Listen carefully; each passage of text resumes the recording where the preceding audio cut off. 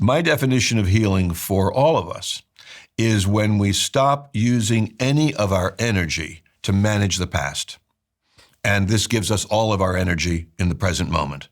And so what do I mean using energy to manage the past? Well, if I'm keeping that story a-going and I'm saying to my wife, well, because my mama did this, this is why I feel such and such, which I went through times in my life when those things were much closer to me.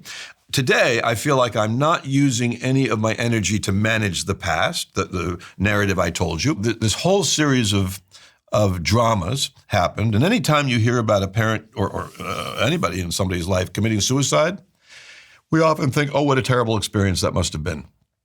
What you really ought to think when you hear about somebody committing suicide is, oh, what a series of terrible experiences there must have been leading up to that.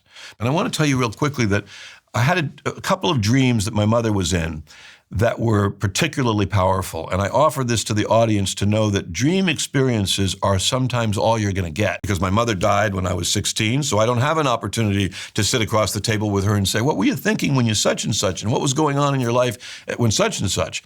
But in a dream, she came to me once and I asked her, why were you so cruel to me? And she was totally perplexed. And she said to me, cruel to you? I was preparing you for this extraordinary life. And I think that's true.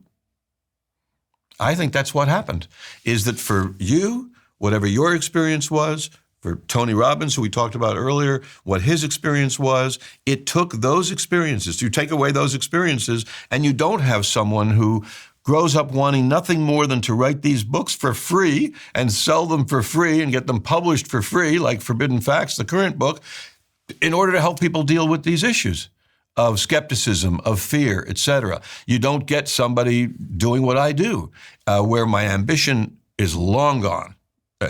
My ambition for more anything, more money, more houses. Well, houses I might still slip on, but now it's about service to other people. Wasn't always, but it was service to other people. Because I believe that public life, it includes you, if all you do is give me a bad example, that's service. If you give me a good example, that's a prettier form of service.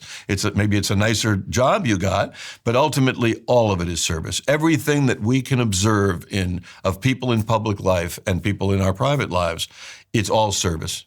Dad, you taught me to listen to people because you never fucking listened to a thing I said, even today.